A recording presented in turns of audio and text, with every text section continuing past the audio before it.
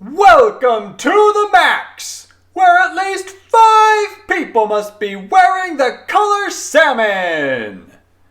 And this is either a first date, or this guy is really uncomfortable on camera. Zack is reading Making Money magazine and learns that he can get a 900 number to get rich. Some of you may be asking, what's a 900 number? Well, back in the 80s and early 90s, phone companies would issue 900 numbers to companies, and those companies would offer a call-in service where you could get information about the weather, video game tips, or to hear a special message from your favorite celebrities. These companies would charge you per minute, and the phone company would simply add the call to your phone bill and pay out to the company. This communication tool was popular before the internet, as it was a way to get information that couldn't be found anywhere else. For instance, you could call and hear a message from the Funky Cole Medina, get episode recaps from He-Man, or play Bill and Ted-based games. Content could either be refreshed daily, or a live person could be on the other end of the line to keep calls fresh and promote future call-ins. Now, I don't know about you, but I wish I could go back and hear what this cracked-out space baby could tell me about this box office bomb. Kids were particularly susceptible to these 900 numbers, and many a parent was surprised to see phone bills in the hundreds of dollars every month. The fall of the 900 number came when Congress banned the practice for, adult lines, which ads were shown after hours, but which still garnered patronage from underage youth. Phone companies eventually stopped issuing the numbers, though I think some are still active. Gee, I hope this 1-900-490 freak is still going strong. And I wonder if any of these blurry actresses ever did anything else in acting. Now, the death of 900 numbers certainly didn't kill the call for entertainment business, as The Wasp shows us how it lives on with some 800 numbers. And then we get the internet, and all the information was free all the time, and we learned everything about everyone, whether it was relevant or not. Like how Evangeline Lilly really likes ears. Try Live Links for free and meet someone special right now. I'm good, Kate Austin from Lost. Besides, there's only one number I ever needed. Where were we? Oh yeah, Zack wants a 900 number to get rich. Now we just need a gimmick. And here comes that gimmick. Zack learns that Lisa is great at giving advice, which births the idea to create the Lisa line. Now, check out this camera work. There's a slight zoom in before the camera awkwardly zooms out. It looks awful. Now, I've worked with these big old cameras before, and I imagine the camera operator just panicked when it was time for the shot, and, well, you get what you get and you don't throw a fit. A few things to note in this scene. First, Slater and Jessie do some serious henpecking, with Jessie always coming out on top. Second, Slater eventually tells everyone goodbye, but where does he go? There's no exit over there. And lastly, you'll note that Kelly isn't here, as she's off in France for a month being a model, and what the crap? She's already back? I guess it's been a month. Well, may I introduce to you Kelly's 13-year-old sister Nikki? Let's add that to our Kapowski family tracker. Looks like we only have one more sibling to account for to solidify Kelly's place in the family. Nikki is all jazzed because she threw a no-hitter today, and all because Zack taught her to throw a curveball. Wait, Zack's not a pitcher. Remember how his team was screwed in junior high without their friend Nikki pitching? Wait, some more! Nikki Coleman was a junior high pitcher. Nikki Kapowski is a junior high pitcher. What are these writers doing to me? Through the course of the conversation, Zack says these things. I was the cutest pitcher in 7th grade. Way to go, Nikki, babe. You're not only cute, but smart. I love this kid. Which of course leads a 7th grade girl to dream up a Cinderella-style fantasy. And you can tell it's an innocent puppy love kind of thing by the fact that they hug so purely at the end there. So Zack has his scheme, and I'm sorry, what's up? You want me to comment on the rap in the last scene? Are you sure? It's really bad. Alright, so Nikki's daydream involves an inexplicable rap narrative for the Cinderella story. As with dancing, Zack is terrible. Uptown, downtown, and I still seek up. Rapping all day and I'm getting wig up. If you're not the girl I want, you can take the gig here. Cause my girly girl will fit the gold digger. You know, it's a good thing Nikki isn't after... Hold up. Stop the music. Just because there's a bad rap in the episode doesn't mean I have to do a rap too. As I was saying, it's a good thing Nikki isn't after Zack for his raw talent, because she'd have to be even more delusional than she already is being led to be. I was the cutest picture in 7th grade. Way to go, Nikki, babe. You're not only cute, but smart. I love this kid. The gold sneaker is a funny little twist on the hip-hop Cinderella story, and it looks like it's a Nike shoe, but I can't figure out which model it is. Sneakerheads are welcome to sound off in the comments, and I know I already harped on Zack's lack of skills with rap, but I want to juxtapose him and the superior Slater. Sorry, Prince Zack. Time to retreat. All of these ladies have fat feet. Oh! I work uptown, downtown, and I still seek her. Rapping all day, and I'm getting weaker. If you're not the girl I want, you can take the geek here. Cause my girly girl will fit the gold seeker. I looked uptown and downtown, and I still seek her. Rapping all day, and I'm getting weaker. If you're not the girl I want, you can take the geek here, as my girly girl will fit the gold sneaker. Good grief, I could probably write and perform a better rap in my sleep. No, that was not me volunteering to do another rap. I already wasted so much time in this video on the 900 number crap. We have to move on or this video's going to be like, 20 minutes? Zack runs some figures on his 900 number scheme. It's about $2 a call, 5 hours a day, and 7 days a week. And, oh wow, we're rich. Maybe rich in adorable friendship, but I don't think the math checks out. With those basic numbers and zero assumptions, that's $70 for the week. Well, let's say Zack factors in 5 calls per hour, which is $10 per hour. 5 hours per day is $50 times 7 days a week, and you got $350 a week. For a high school kid, that is way better. So go on, do your little kid and play dance for $350 a week. Lisa is on board to offer her excellent advice to callers, and thus, the teen line is born. And this part with Slater and Jessie is almost skippable, except that it really F's with time. Look, you've been on my case for the last couple of weeks. If you've got something to say, then say it. Okay, macho man, I will. First of all, I had a really good time at the prom, and I was hoping we'd go out again. Wait, it's only been a couple of weeks since the prom? So you're telling me that in the last couple of weeks since the prom, Zack and his friends joined the California Cadet Corps, the gang found a secret radio station in the school and used it to save the Max, Slater crashed a golf cart inside the school, the gang found Screech a girlfriend while his parents were in Graceland, the producers allowed Mr. Belding to pimp out his niece to Zack, the school threw a carnival while Zack used an actor to impersonate his dad. The school successfully crowned Screech as Miss Bayside.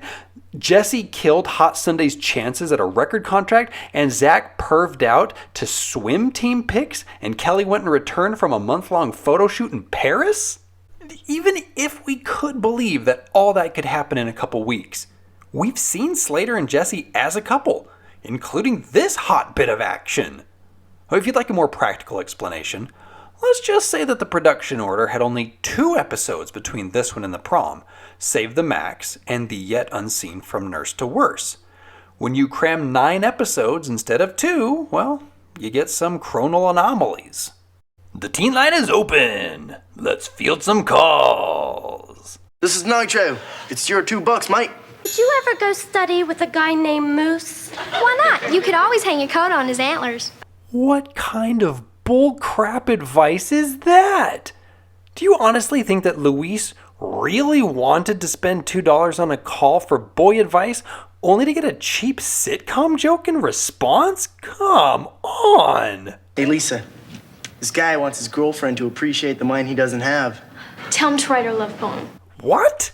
You're telling a stereotypically brain-dead jock to win a girl's heart with a love poem?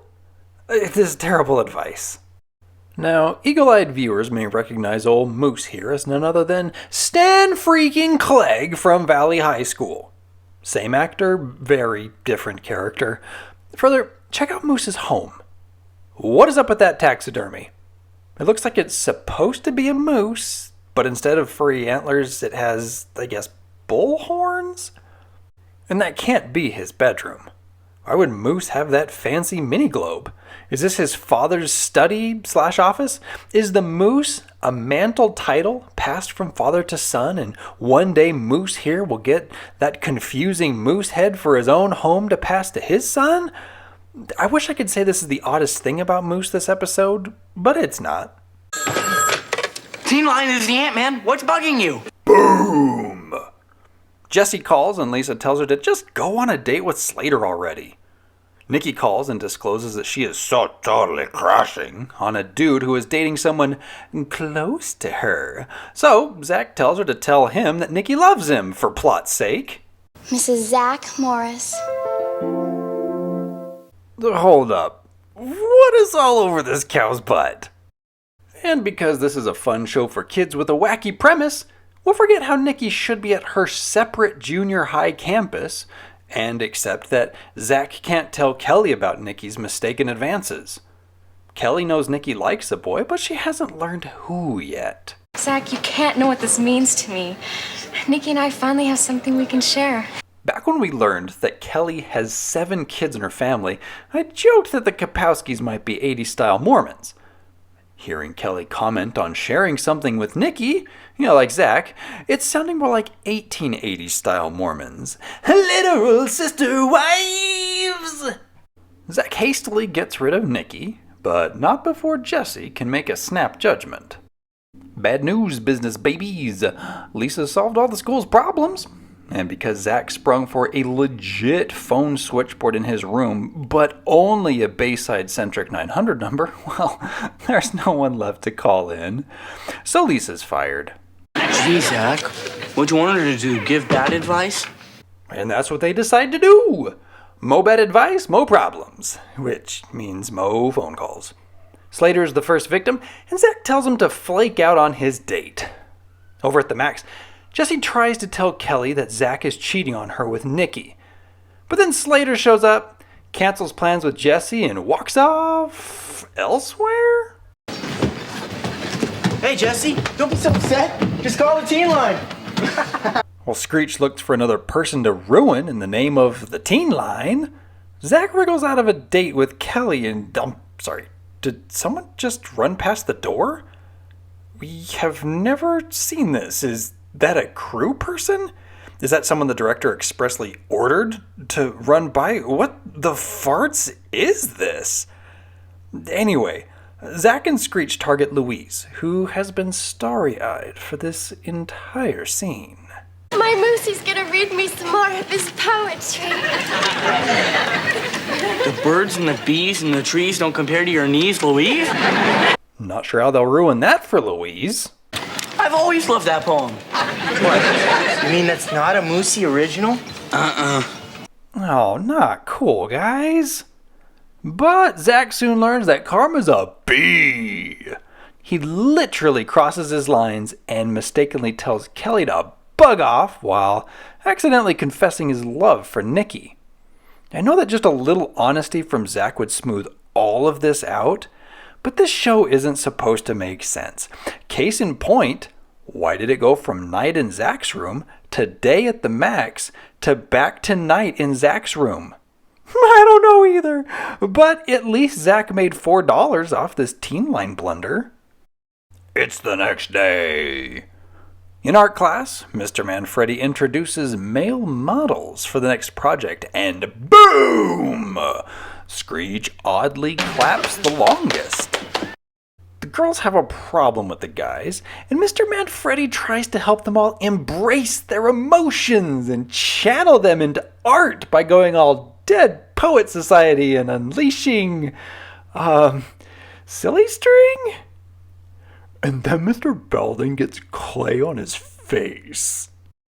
Mr. Belding learns of the duplicitous advice being rendered by Teen Line, and Zack and Screech have the perfect opportunity to continue in their lies and feign ignorance.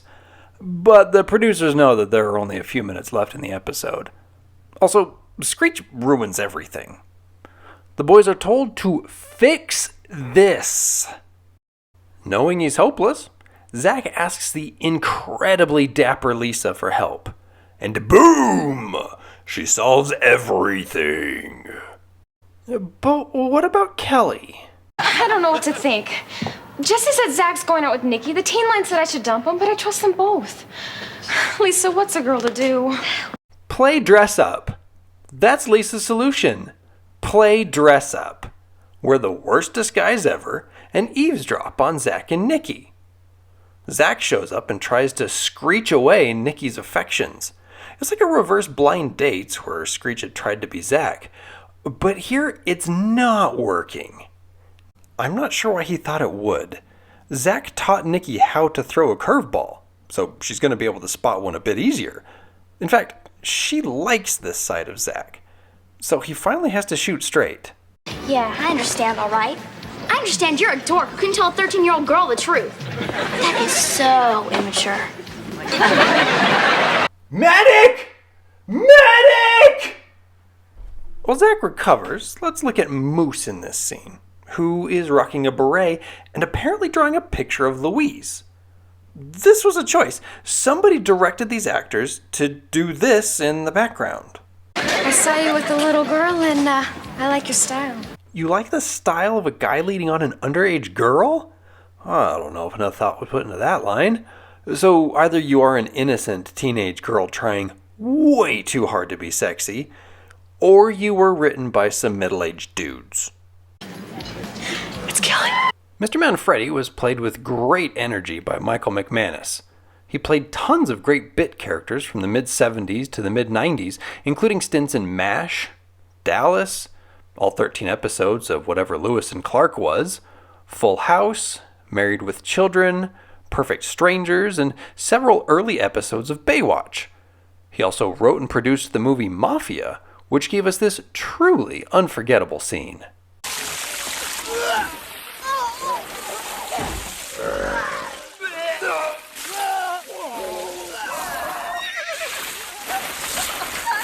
I'm glad to see his love of projectiles stayed with him. Nikki was played by Laura Mooney, who you may recall as the sister in Suburban Commando or the sister in She's Out of Control. She's more known for her voice work, which includes shows like Chippendale Rescue Rangers, The New Adventures of Winnie the Pooh, and as Katie Kaboom in Animaniacs. She also shared an episode of Murphy Brown with our boy Mark Paul. They were little TV news anchors. And Blossom was there too?